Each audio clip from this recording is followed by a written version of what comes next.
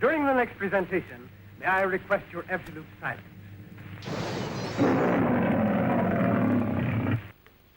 Well, I thought my razor was dull until I heard his speech. And that reminds me of a story that's so dirty I'm ashamed to think of it myself.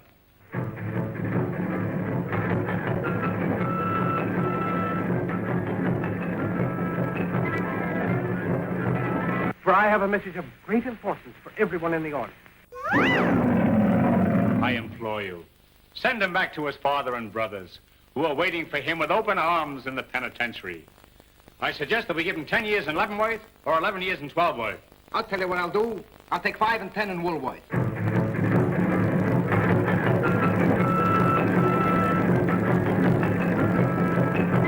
Now remember, please, absolute quiet. Cut the cards.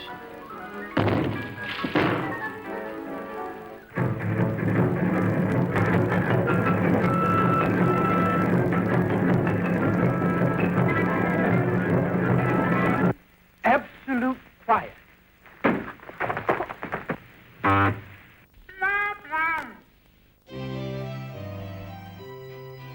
Los hermanos Marx, Groucho, Chico y Harpo fueron las principales estrellas cómicas de su tiempo.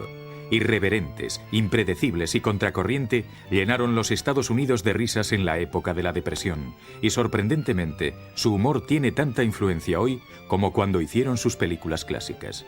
Esos son los hermanos Marx que conocemos y amamos, pero su historia es mucho más. Los irreverentes hermanos Marx.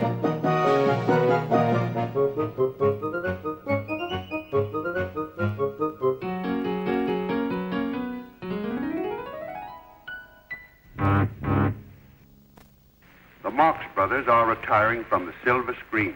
That's right, folks. We're on our way. That's all right, folks. Well, where do we go from here?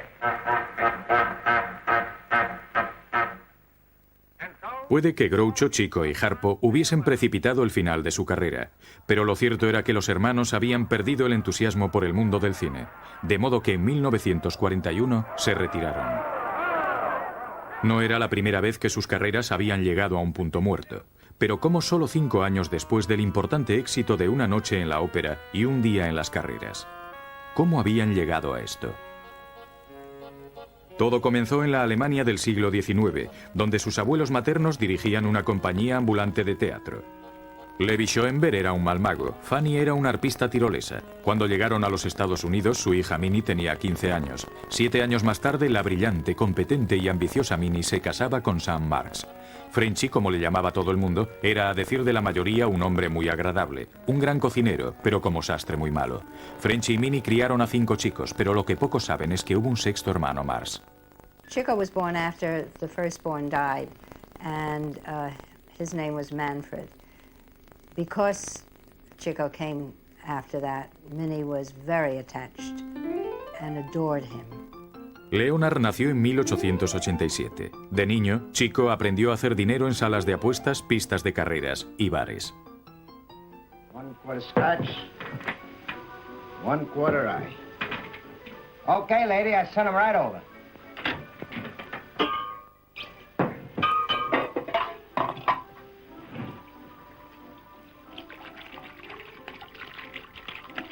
Chico caused trouble from the time he was quite young.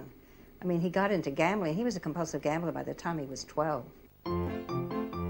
Una vez, cuando iba a entregar un traje de parte de su padre, perdió una apuesta y los pantalones con un estafador local, de modo que robó las tijeras de Frenchy y las empeñó para recuperar los pantalones. Su personaje en la escena, el adorable artista del timo, ya iba tomando forma. It is very likely because whatever love Minnie was able to give was so directed at Chico that Chico was probably felt the most secure in himself because he's the one who wheeled and dealed jobs for them. And though probably he never cracked open a book, he was very articulate and delightful. She used to give him, 50 cents a week to get piano lessons, and maybe he got to the piano teacher once out of 4 times because he'd gamble the 50 cents away on the way to the teacher.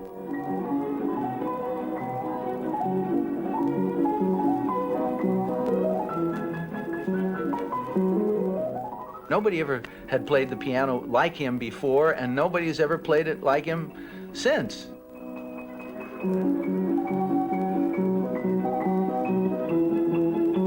It's quite an unusual technique that he developed all by himself. You know, he worked very hard at it, but only when he had to. The only time he ever practiced at all was when he had a show to do. He left us this remarkable legacy of how he played the piano, and people probably remember him more for his piano playing than anything else.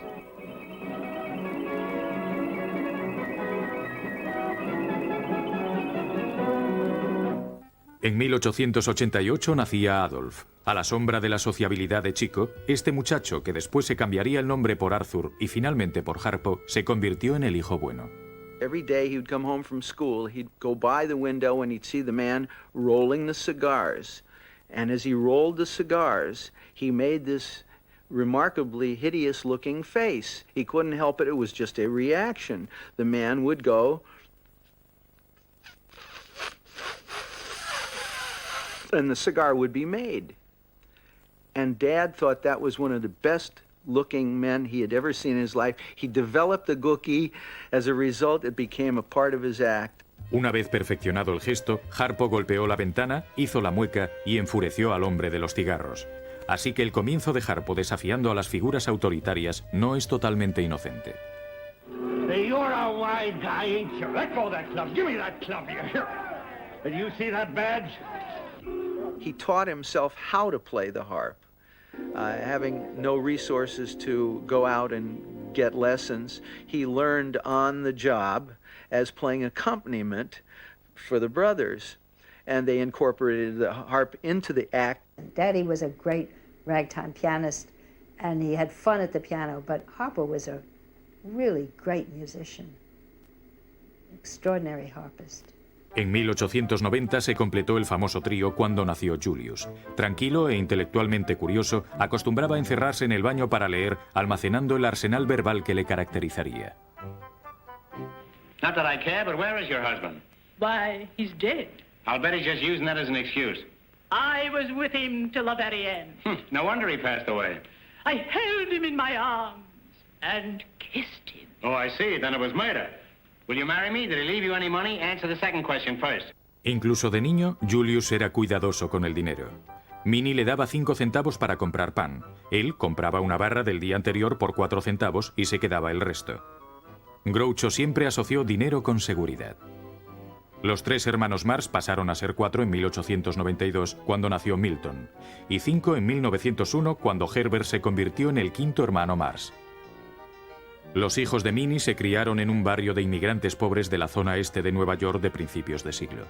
Minnie's determination to see her son succeed was possibly reflective of feeling a failure in her own life and feeling that these boys had it.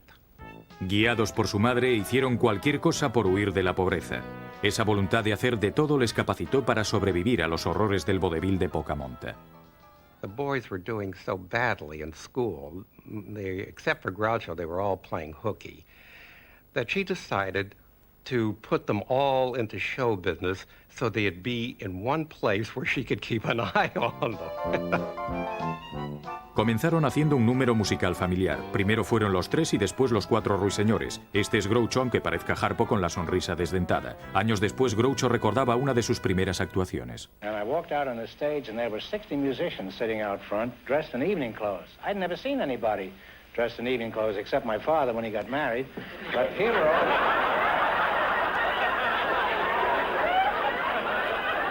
Here were these 60 men, and I was stiff with fright.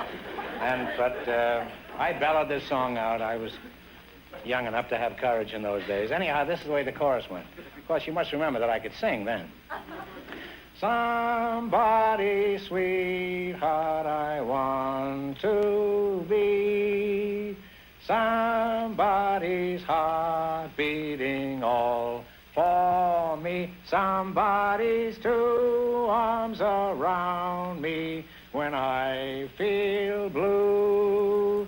Somebody's sweetheart, and that means you. That was it. Daddy told me that the first time Harpo went on stage, he was so terrified he wet his pants. on stage. Poor little boy. He was very sweet. I loved Harpo. Para los hermanos Marx, en el vodevil no hubo glamour. Recorrieron el país cantando en teatros perdidos con la única compañía de sus sueños, lejanos e idealistas, para mantenerlos en la brecha. The face boy would sing, way down by the sad seaside, and then Gummer would sing, sat two lovers side by side, and Harper would sing, first he sighed, and then she sighed, and then I'd sing, and then they both sighed side by side, and then we'd sing, Peasy Weezy, what's his name? Peasy Weezy, what's his name? Chico was in the same town that his brothers were in. And when he saw that they were playing, he bribed the guy in the pit who played the piano to let him stand in for him. And when his brothers saw him in the pit, they started throwing things at him, and he threw them back, and he joined the act. En 1910 tuvo lugar un avance importante para los hermanos, y sobre todo en Nagadoches, Texas.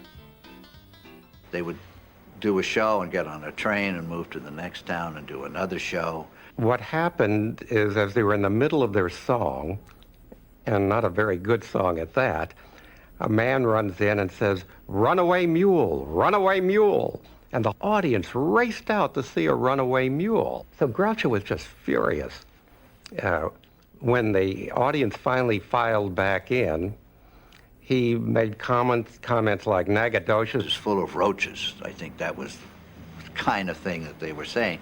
But the people thought it was funny. And then apparently Dad decided on the spur of the moment to dive under a rug that was on the stage and go across the stage under the rug.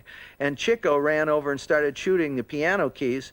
And they became a comedy act as a result of this. El número acabó siendo una obra llamada Humor en la escuela. Los hermanos provocaban el caos en cada ciudad en la que actuaban, subiendo y bajando por los pasillos, improvisando alocadamente y destruyendo prácticamente el teatro.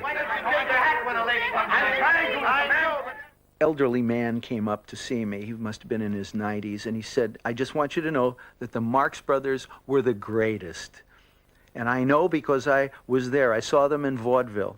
And I said, "Well, thank you." There were guys that came out of that era that were just fabulous, like Jack Benny and W.C. Fields. And the man said to me, "They were all a breath of fresh air.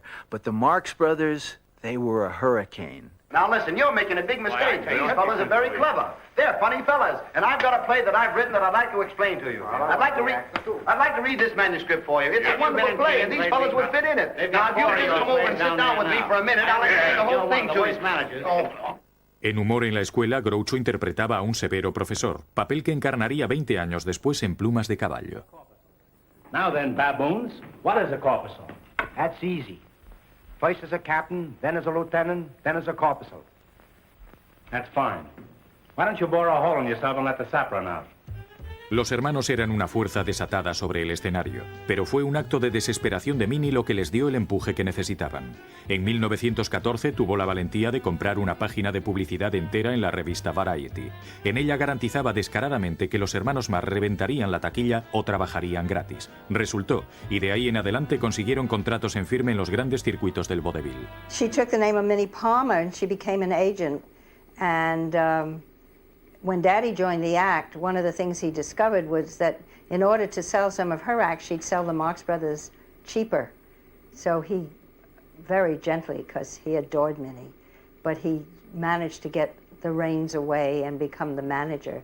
And he stayed their manager until the very end. I'm sincerely proud to greet you and thank you very much for coming here. Chico, I've been a fan of yours, may I say this, since I was about this high when I saw you in duck soup. Are you really brothers? Well, as far as I know. You know, a lot of people ask me, are we really brothers, and can Harpo talk, and how'd you get your name? Is he going to make any more pictures? You know, Harpo can really talk. If you don't think he can talk, just play golf with him and let him miss a putt that big. You'll hear him talk. How we got our names is a very interesting thing. One night, the Marx Brothers were involved in a backstage game of stud poker, and a comedian named Art Fisher was dealing. And he dealt a card to Leonard, and he stopped and he said, "Wait a moment, you're always chasing the chicks. So we're going to call you Chico.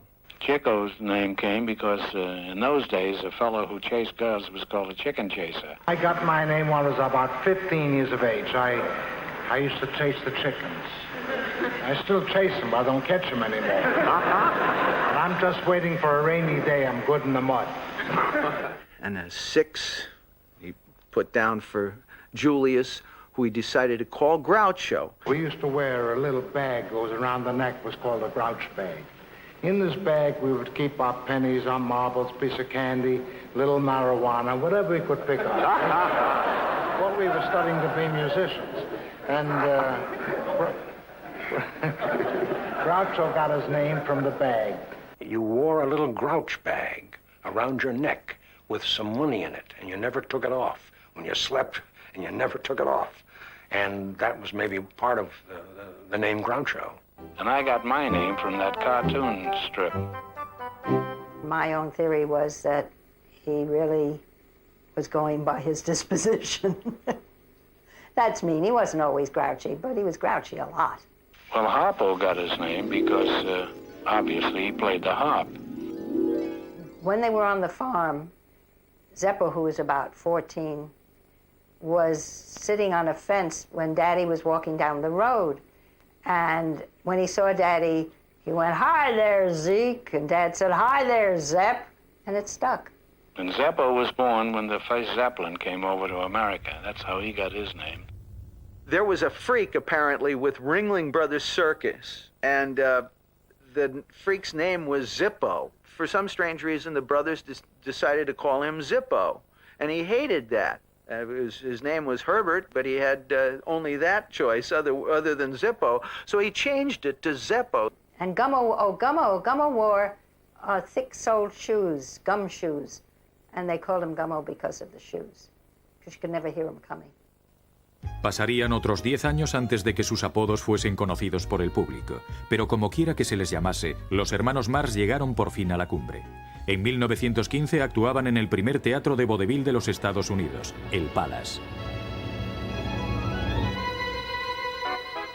El público de Nueva York quedó prendado, y de repente los hermanos Marx se vieron ganando más de $1.500 a la semana. Aunque Groucho era el actor principal, era Harpo, según la revista Variety, quien más destacaba. Variety afirmaba, es un cómico que toca el arpa, no habla y arranca grandes sonrisas por su dominio de ambas cosas.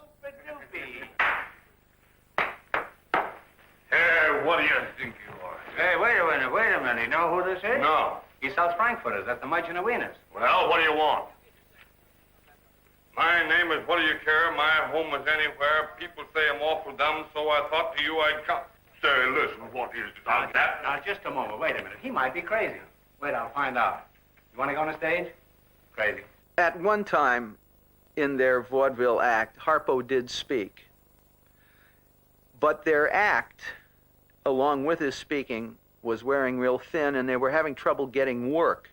And finally, one day in Chicago, Minnie convinced a theater owner to book her boys with the promise that they'd have a brand new act. So Minnie got her brother, Al Sheehan, who was one of that famous vaudeville duo, Gallagher and Sheehan, and that was their uncle, to write the script for them that night. Unfortunately, in his haste, he forgot to write any lines in for my dad, who said, "Okay, I'll just ad-lib."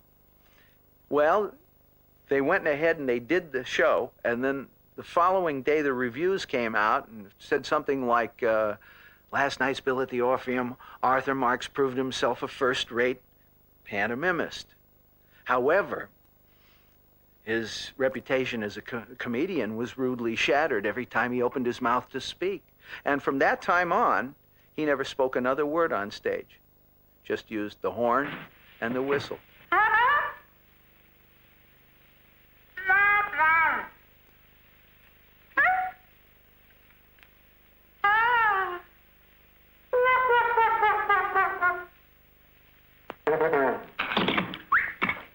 You know, I'd be lost without a telephone. I was on the road with him. My Uncle Harpo once took me piggyback across the stage, and I must say I did love the applause. Los Estados Unidos entraron en la Primera Guerra Mundial en abril de 1917. Los jóvenes eran obligados a alistarse, pero Minnie estaba decidida a mantener el grupo completo.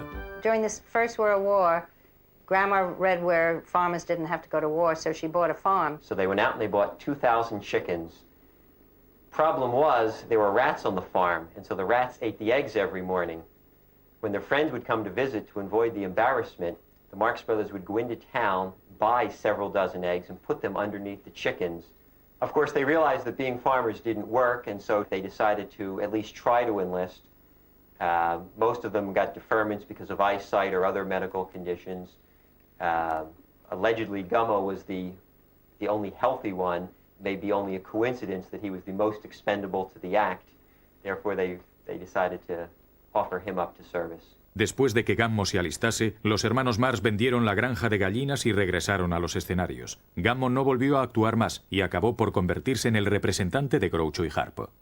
Su hermano pequeño, Herbert, ocupó su lugar en el número. Se había relacionado con algunos gángsteres y posiblemente su entrada en el mundo del espectáculo le evitase acabar en prisión. For money, I'll do anything. Why don't you try me? You might as well. You might be great. Who can tell? What do you call your specialty? You mean my big sensation? I knock 'em cold when I pull off my Chevalier imitation.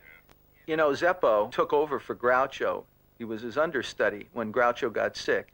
And many people who had seen Zeppo work felt that Zeppo was equal to the task. Zeppo was a very funny man. Ansiosos de probar que podían ser divertidos fuera del vodevil, los hermanos emprendieron una ambiciosa marcha. Fue un desastre. Fracasaron estrepitosamente con un musical, financiaron su propia película muda, que era tan mala que nunca se estrenó, y su comedia estilo americano resultó ser un rotundo fracaso en 1922, durante una gira por Inglaterra. Cuando regresaron a casa, descubrieron que estaban en la lista negra por incumplimiento de contrato. Lo relegaron. Al único momento positivo de su carrera durante este periodo, le siguió el nacimiento del hijo de Groucho, Arthur. The Marx brothers were performing at Keith's Riverside Theater at the time, and Groucho spent a little too much time at the hospital visiting his wife and his newborn baby. And so he got back to the theater a little bit late. And our curtain music was just playing as we walked in the theater. So I didn't have time to paste this on, so I took some black grease paint and I went like this. And smeared on a grease paint mustache and eyebrows. El éxito de la brillantina no podía negar el hecho de que los hermanos no tenían agente, ni patrocinadores, ni espectáculo. Sin embargo, uno por uno fueron fundando sus familias. They passed the theater and the Marx brothers were playing, and her girlfriend said, "Gee, I know a lot of actors." And Mother said, "Well, I know one of the Marx brothers." So she said, "Prove it." So Mother sent a note backstage to Chico, and then they waited around outside the stage door, and Harpo came out and he said, "Hi, I'm Chico," and she said, "No, you're not." And Grouch came out and said, "Hi, I'm Chico," and she said, "No, you're not." And when Chico came out, he said, "You're the little girl who stood me up in Pittsburgh." And they started going together, and he told her to throw away her books, that she'd learn more from him than she ever would by going to school. My father was always vying with Chico to be his mother's favorite, and he wasn't ever. Chico was the favorite. So my father turned around when Chico got married and married the first available woman, and that happened to be another dancer in the act. Chico's wife was a dancer, and that's how they got married. And they really weren't meant for each other, I don't think, from the start. They, in my opinion, never should have been married to begin with, but if they hadn't, then I wouldn't be here. So I guess I'm glad they got married.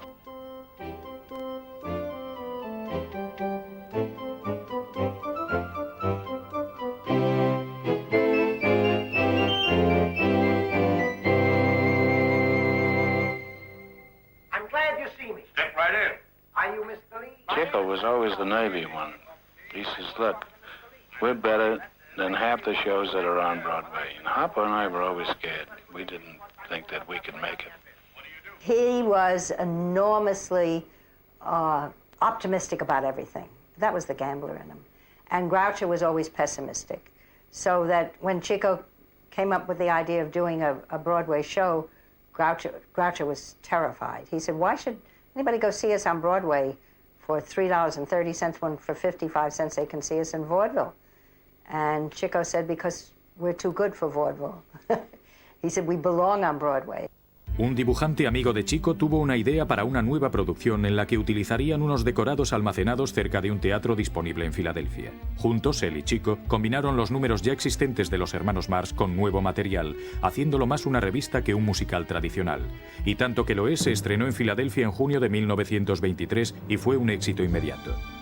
Estuvieron en el Philly con el No hay entradas colgado durante 13 semanas antes de llevar el espectáculo de gira durante casi un año. Llegaron a Broadway en mayo de 1924. El sueño de Minnie estaba a punto de hacerse realidad. It was opening night of I'll Say She Is. I was too little to go, and Minnie was being fitted for a dress for the opening night.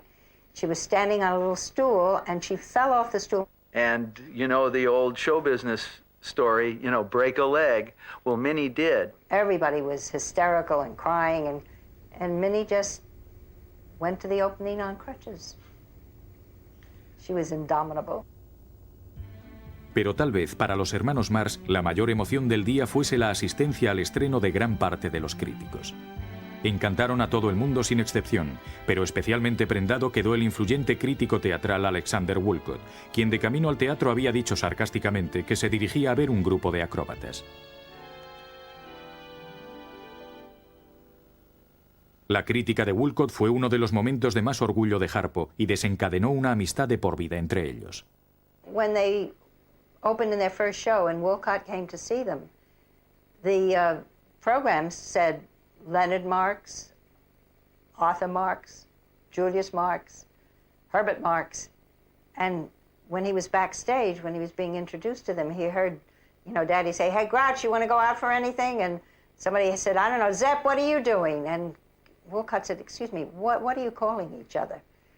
And they said, "Well, those are our nicknames." He said, "You have those nicknames and you're using, you know, Herbert and Julius?" He said, "That's ridiculous." They said, "But it's not dignified." At which point, Woolcott fell on the floor laughing. But that's who changed, that's when they began to use their nicknames. What do you think? I need a drink. La única prueba que queda de su debut en Broadway es una película promocional de 1931 en la que los hermanos recreaban la escena inicial, demostrando la interacción verbal que conmocionó al público de Nueva York. I want to speak to Mr. Lee. I'm a dramatic actor. Oh, I see. I'm Mr. Lee. Well, lend an ear to me. Can you play a role? Can I play a role? Do you know who you're looking at? No. Caesar's ghost. I play any kind of a role. You will? I'll eat it up like that. I played a part in Ben-Hur once. What part did you play, sir? A girl. She played the part of Ben. And you? I played her.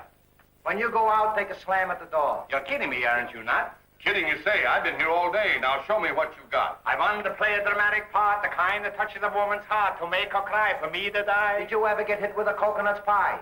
There's my argument. Restrict immigration. I think I'll recite. Let her go, all right. Well, our first Broadway play was called I'll Say She Is. That was a current expression at that time. You know, you'd say a girl would walk down the street and you'd say, "Boy, she's good looking." And the fellow would say, "I'll say she is." Well, what do you think? Get me a brick. Here's a brick. I always carry one for this invitation. Hey, I don't know. Lay this on your head. You can't do that. You don't belong to the Bricklayers Union. Ahora, los hermanos Marx eran aclamados en Broadway. Los citaban en los artículos de los periódicos, los invitaban a fiestas, salían por la radio y les ofrecían ser miembros de clubes privados. Un día, según se dijo, Harpo estaba visitando a uno de sus nuevos amigos en el plató de una película muda y sucedió algo extraño. Acabó en película. Estas secuencias recientemente descubiertas y que durante mucho tiempo se creyeron perdidas incluso por los más ardientes admiradores de los hermanos Marx demuestran claramente el encanto que tenía la presencia de Harpo en la pantalla. Aunque interpretaba un papel secundario, Harpo fue capaz de inyectarle un poco de ese espíritu anárquico que más tarde caracterizaría a su personaje en la pantalla.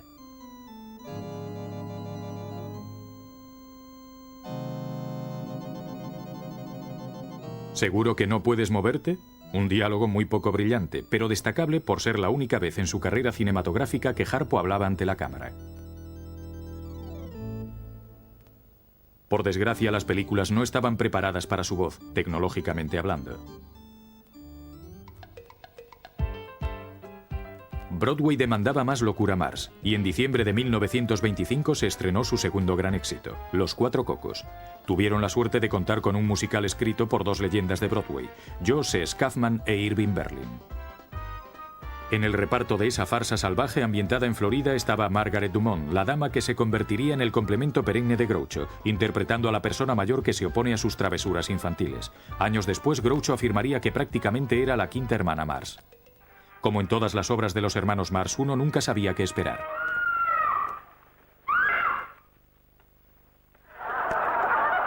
Por ejemplo, una noche Harpo le pidió a una de las chicas del coro que corriese por el teatro en mitad de la escena de amor de Groucho con Dumont. Al público le encantó y la escena quedó.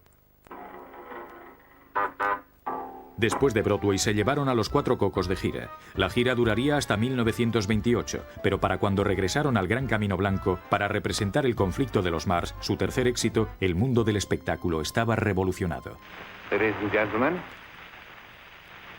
I am privileged to say a few words to you in this most modern and novel manner. Privileged because it's the first living Vitaphone announcement ever made announcing the coming of one of the year's outstanding pictures. What is the picture? Oh, well, of course. Con el furor de las películas habladas, la Paramount, como todos los estudios, se desesperaba por contratar actores que pudiesen moverse y hablar al mismo tiempo. No dejaron escapar a los hermanos Marx.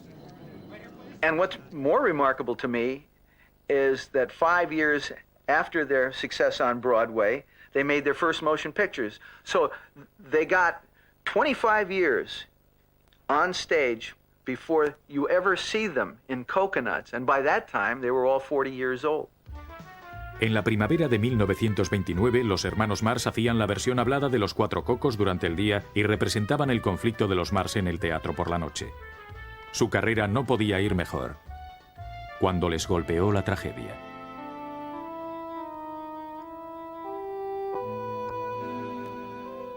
El 13 de septiembre de 1929, Minnie Marx moría después de sufrir un infarto.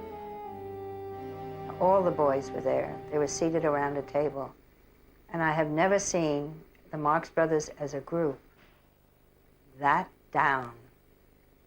I mean, it was like there was a pall over the room. And I was 11 years old, and all I felt was the atmosphere. And I looked at them all, and I quickly got out. It was a terrible moment.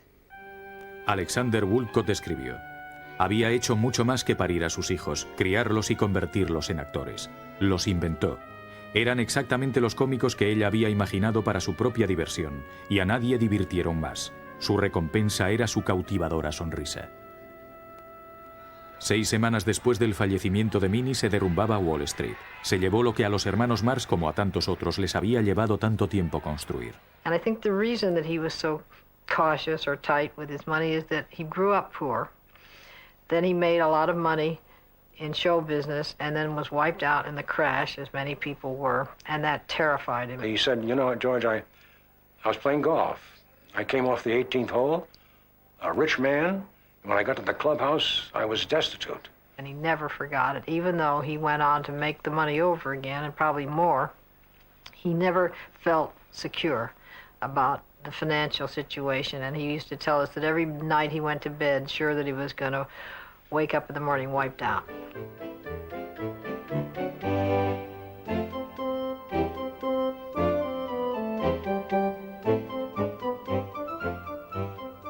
Los hermanos Marx necesitaban dinero, mucho dinero y rápido, y la mejor forma de conseguirlo era haciendo otra película.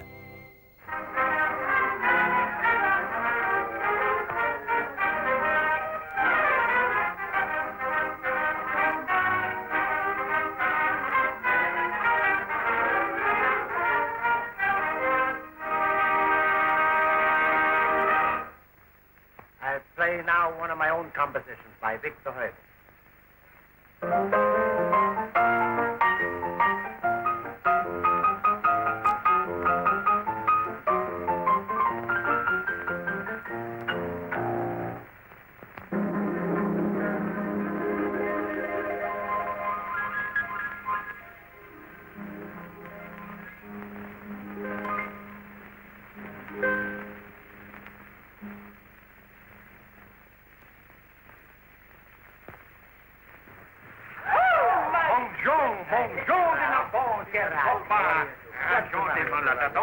Say, don't you see there are ladies present? What do you think this is? Put that hat down, will you?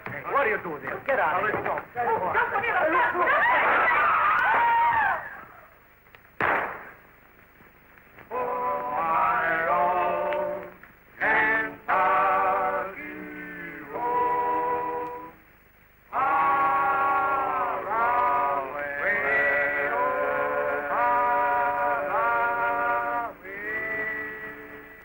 This program is coming to you from the House of David.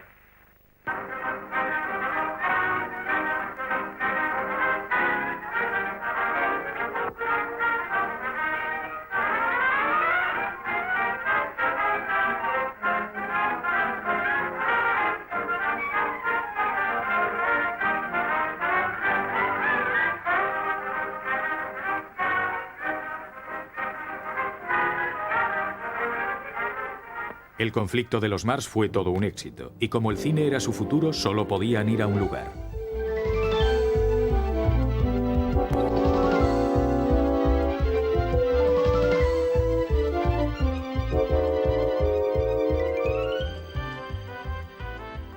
Hollywood en los años 30 era una ciudad de sol, riqueza, diversión disparatada y moralidad resbaladiza.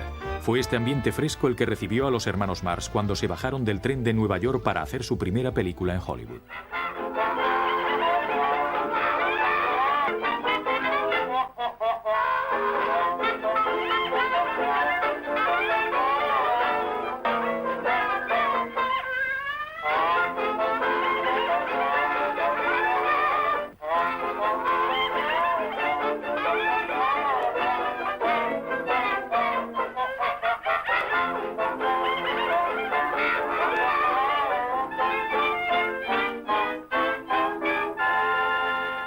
Monkey Business was done at Paramount. And it just so happens at the same time there was another movie being made there called $1 Million Legs. And there was a young lady by the name of Susan Fleming in that motion picture. And that's how Dad and Susan Fleming met. He very much wanted to ask her out on a date, and he had to summon all this courage up to ask her. And when he finally did at the end of the evening, she says, "Oh, I'd love to. You know, how shall I dress?" And Dad says, "Well, I'll wear black tie." So the evening of the date came, and she greeted him at her front door in this spectacular turquoise evening gown, and true to his word, he was in black tie. He was also wearing a big black bushy wig, sweatshirt, and ballet slippers. And without batting an eye, Susan said, "You know, you can always tell a New Yorker by the cut of his clothes." El éxito de los hermanos Marx fue en parte debido a su química dentro y fuera de la pantalla. The brothers would have normal sibling fights, just like any brothers, about various different things, but they would always come back because the bond was so strong that they would have this wonderful feeling of forgiveness. There wasn't a day that went by that Daddy didn't call Groucho. They had never said anything. I mean, he'd call, he'd say, "Hi, Grouch, what's new?" Grouch obviously would say nothing, and Daddy'd say, "Fine, bye." I mean, they did this every day they touched base. Have you read any good books lately? Plumas de Caballo, la cuarta película de los hermanos Marx, fue su cuarto éxito consecutivo. También los puso en la portada de la revista Time. Se podría decir que se adaptaron al éxito de Hollywood como el ganso a la sopa.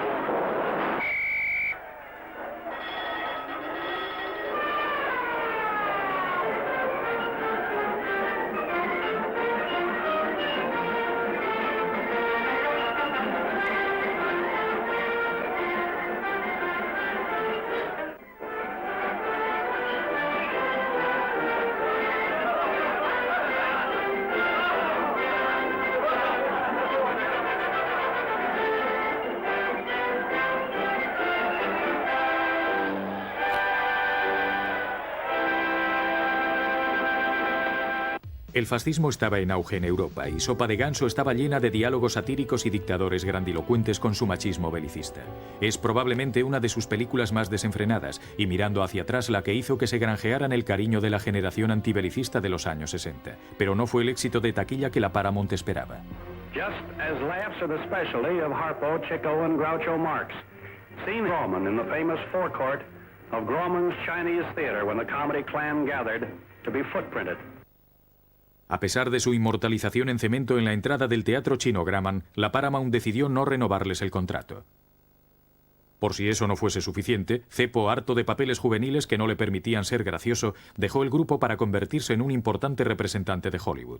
Una vez más, parecía que la carrera de los Marx había llegado a su fin.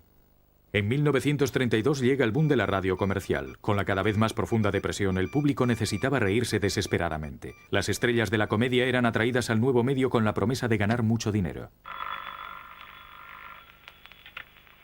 Law offers is a flywheel chassis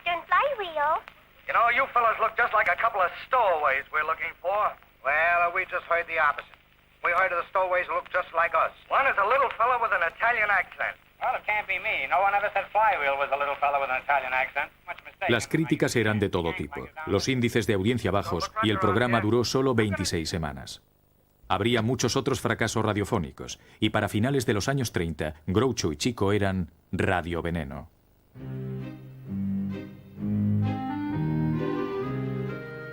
Lo que muy pocos saben es que en 1934 Harpo se convirtió en el primer artista norteamericano que trabajaba en Rusia después de la Revolución.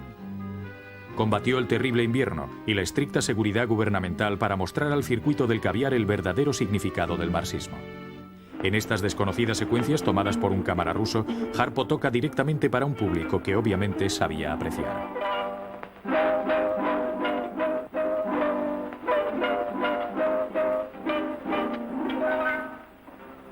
Cuando finalizó la gira de buena voluntad, el embajador de los Estados Unidos en Moscú alistó a Harpo como correo diplomático. Él nunca supo qué secretos había en el sobre adherido a su pierna, pero en aquellos días en que amenazaban las nubes de tormenta de la guerra, él estaba dispuesto a arriesgar la vida para ayudar a su país.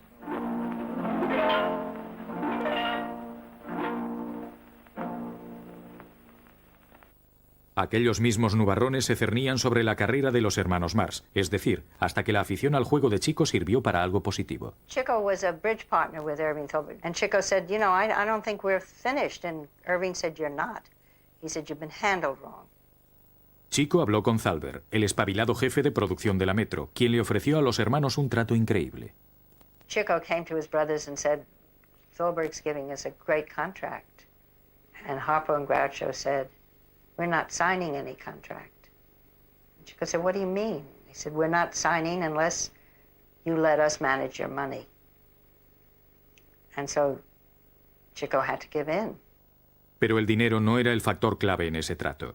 El ojo de Thalberg estaba puesto en la calidad creativa. Lo primero que hizo fue reunirlos de nuevo con el dramaturgo George C. Kaufman. He said, I'm going to start a whole unit at MGM just for you, with your own writers and your own director. He said, and you'll wait and see. And of course, he was quite right.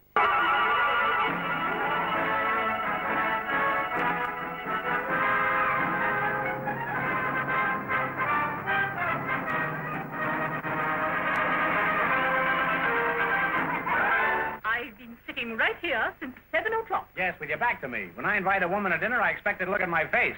That's the price she has to pay. You check, sir. $9.40. This is an outrage. If I were you, I wouldn't pay it.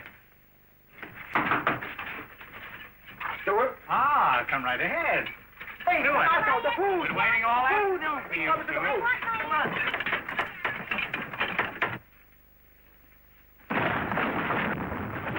You're fired, do you understand? You're fired. Hey, you big bully, what's the idea of hitting that little bully? Will you kindly let me handle my own affairs? Get out. Now, what do you got to say to me? Just this. Can you sleep on your stomach with such big buttons on your pajamas? Why, you... Antes de que las cámaras pudiesen recoger un fotograma de la película, los hermanos Marx comenzaron a preocuparse por el guión, así que Thalberg sugirió hacer una gira para probar las escenas seleccionadas.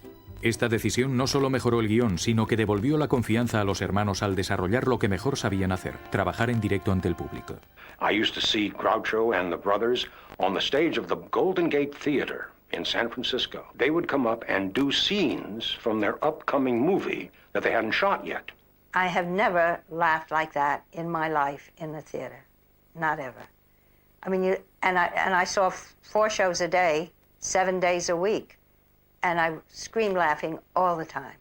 They would do them in front of this live audience at the Golden Gate Theater and time the laughs so that when they shot the movie, they would leave that much space for the audience to laugh at the movie so you could hear the next joke. As funny as they were in film, they were 100 times, 1,000 times funnier on stage. And they were unpredictable. I mean, things would happen on stage that was so wonderful. And I used to watch them wallpaper Margaret Dumont into the wall, 4 or 5 shows a day, this poor woman who looked like my mother. Durante la gira casi se suprime la famosa escena del camarote porque no provocaba ninguna risa. Entonces, una noche se olvidaron del guión y la anarquía marxista imperó en el escenario una vez más. Los resultados transformaron una escena floja en una clásica del cine. On the second or third day, I thought to myself, gee, the second show, there's nobody in the audience except a few drunks, guys in overcoats, and a few ladies of the evening. I'll go and get my hair done. So I went out and came back and went backstage, and Daddy and Harper were waiting for me. And I said, hi, and they said, well? And I said, well? And they said, well? And I really didn't know what the hell they were talking about. I looked at Daddy and looked at Harpo, and Harpo said, I told you she wouldn't know. Chico said, I was sure you'd guess. I said, no, what? Guess what? And it turned out they had changed parts. Daddy had played Harpo, and Harpo had played Daddy, and they did it for me, and I wasn't there. That's one of the biggest disappointments I've ever had in show business. It was a heartbreak, because they never would do it again. La gira fue todo un éxito, y la fe de Thalberg en los hermanos Marx se vio ratificada. Una noche en la ópera fue un éxito de taquilla, y volvió a convertirlos en grandes estrellas una vez más. Intentando repetir la fórmula que tan buen resultado les había dado con Una noche en la ópera, los hermanos Marx volvieron a coger la carretera para probar un nuevo guión, pero 2 semanas después de que comenzara el rodaje, Thalberg, de 37 años, moría de una neumonía. Sin su consejo durante el rodaje y la edición, los hermanos no tenían una visión creativa fuerte. Aún así, Thalberg había iniciado el camino, y Un día en las carreras resultó ser la última gran película de los hermanos Marx.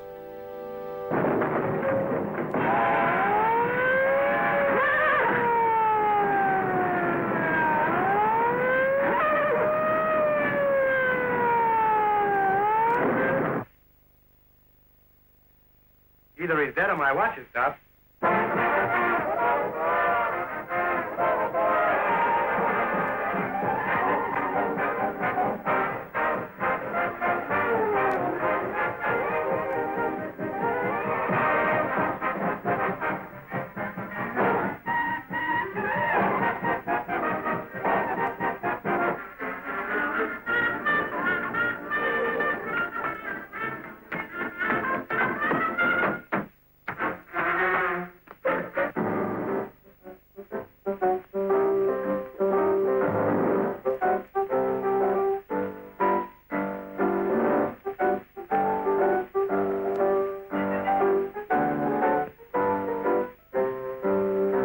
I want to be near you.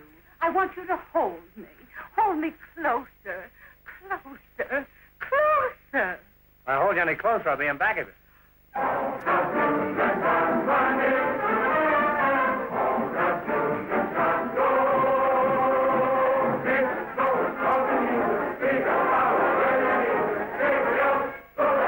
I got a message from the man on the moon for you. Just you. And a blue beneath in the waters together. Heidi, Heidi, Heidi.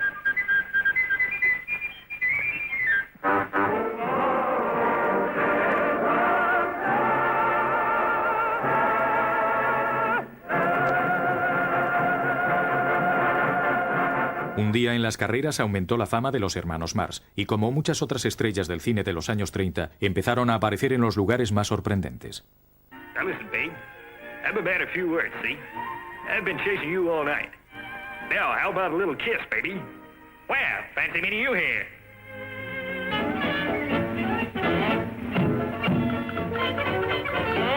Roses are red. Violets are blue. He'll have the sin. And nuts to you. No! Objection overruled. You are guilty. Give him a fair trial, and then we'll shoot him.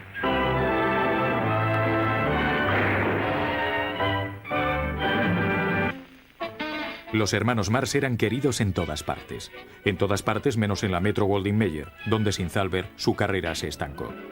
Así que recurrieron a la RKO para hacer su siguiente película, la única que no había sido escrita especialmente para ellos. Fue un producto torpe. Room service.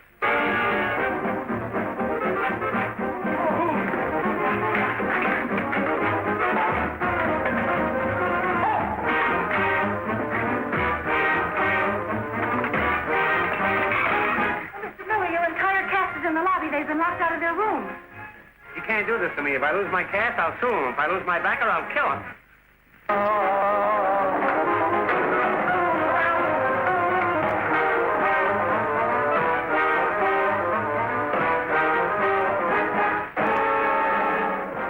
Después del estrepitoso fracaso de El Hotel de los Líos, los hermanos Marx regresaron a la Metro, que en 1931 había estrenado películas ganadoras de Oscar como Lo que el viento se llevó y El mago de Oz. Pero a Louis B. Mayer no le gustaban los hermanos Marx, y sin un ejecutivo de apoyo que supervisara su trabajo, el interés de los Marx por hacer cine disminuyó y se volvieron rebeldes en el plató.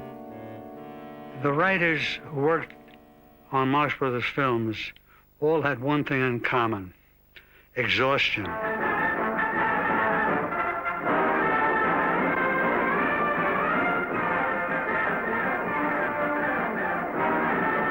They were not the easiest people for a director to contain. Of course, Groucho, as he said to me, you know, while my brothers were out chasing girls during the making of these movies, I'm in my dressing room memorizing the lines. Groucho would go in his dressing room, smoke a cigar, study the script, and be there, ready to go to work, and grump a lot. Harpo would be horsing around a little bit, but Chico would be off someplace. He might even be off the stage or in a phone booth someplace, phoning in some bets. They had a bet that whoever was late was fined. And even Harpo was late once in a great while. And so Harpo and Daddy looked at each other and they said, Groucho is never late. So they went, when he was home, they went to his garage and they fixed it so he couldn't get his car out in the morning. He had to take a cab to the studio. And he came there, he was boiling mad.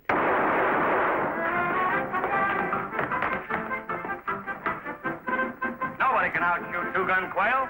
Boys, sweep him out of the gutter. It's just like a movie.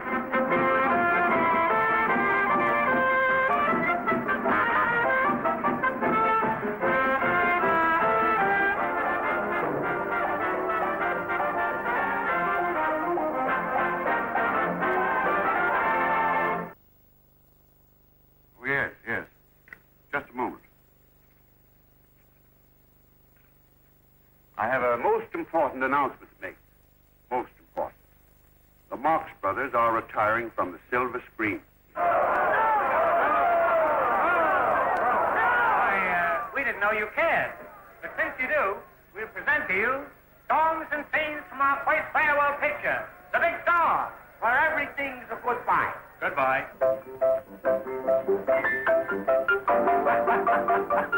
Groucho, Chico y Harpo estaban ahora en los 50. Sus tres últimas películas fueron mediocres y la Metro ya no los quería. En realidad tampoco los quería ningún otro estudio de la ciudad. Los hermanos, aparte de Chico, no tenían necesidad económica de trabajar, así que decidieron retirarse. That's the fine. Let there be wine. And women. And the song. And women. And caviar. And women.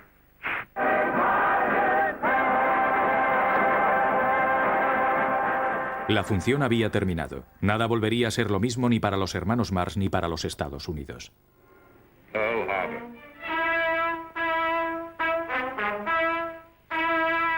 The brunt of the cowardly blow struck at Pearl Harbor was borne by the Army and Navy.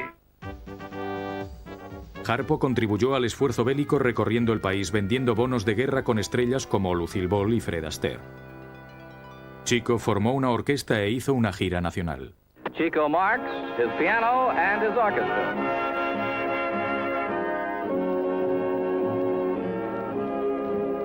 Good evening, ladies and gentlemen. Here we are backstage at the Stanley again, and this is yours truly, Ray Spencer, bringing to you for the first time on the air the music of Chico Marx and his new outstanding orchestra. He would be leading the band, and then he would get tired, and his hand sort of would droop, and he would turn his back on the band and sit down and take out a banana and peel it and start to eat the banana. And every so often he would, over his back, he would give a beat to the band. Probably didn't do anything to the musicians, but it was very charming. Groucho había cimentado su carrera sobre el amor al lenguaje. ¿Dónde más podía encontrar la salvación sino volviendo a la radio?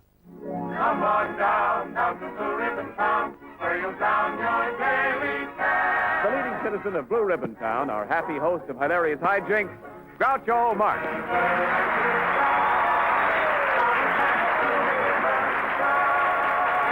Oh, boy, what a turnout. Isn't this wonderful, Groucho? Wonderful. What's wonderful about it? Where are all the girls? Girls? Did you expect to see girls at a Marine camp? Of course. Where's Maureen O'Sullivan and Maureen O'Hara and Maureen Dietrich? So we're walking down, and on the 11th floor, there was a sign on a door that said, Hamburger and Hamburger Attorneys at Law.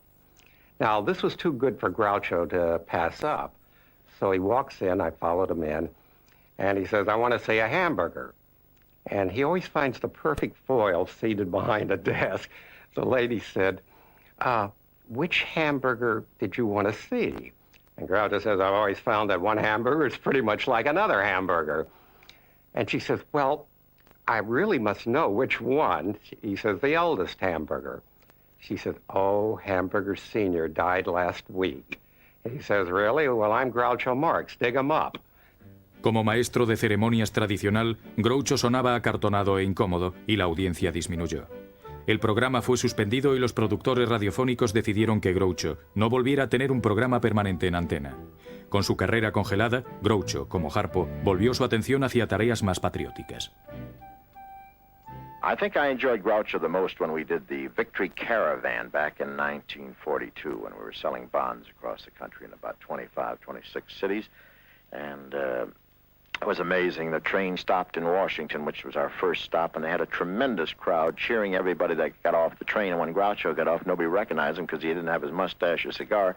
So he just climbed down the other end of the car, put on his mustache, put the cigar in his mouth, got down on the crotch, got off, and got a tremendous hand.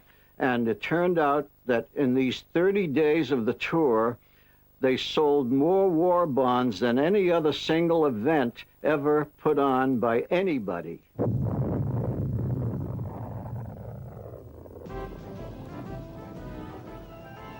La bomba atómica finalizó la guerra e hizo que las tropas regresaran a casa. El otoño de 1945 era el momento de que todos los estadounidenses volvieran a la vida normal. Había familias que reunir, vidas que reconstruir, pero ¿podrían los hermanos Marx encontrar un lugar en este mundo feliz? You bet your life.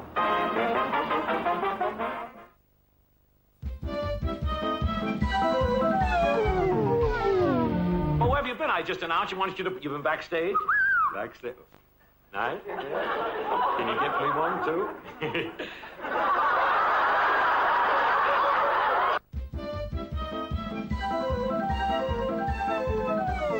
And we've got an added starter, Chico Marx. Hey, let an athlete in.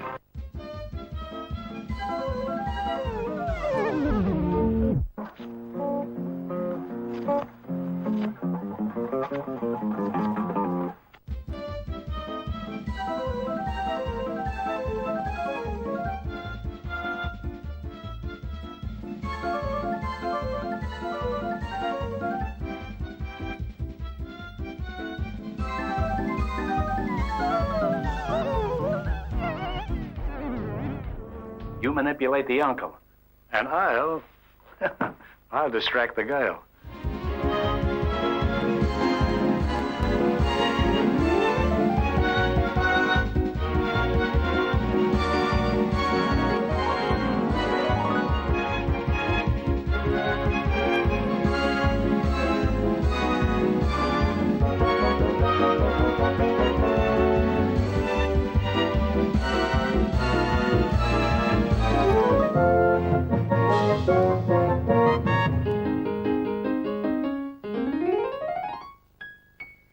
Tell him Groucho sent you.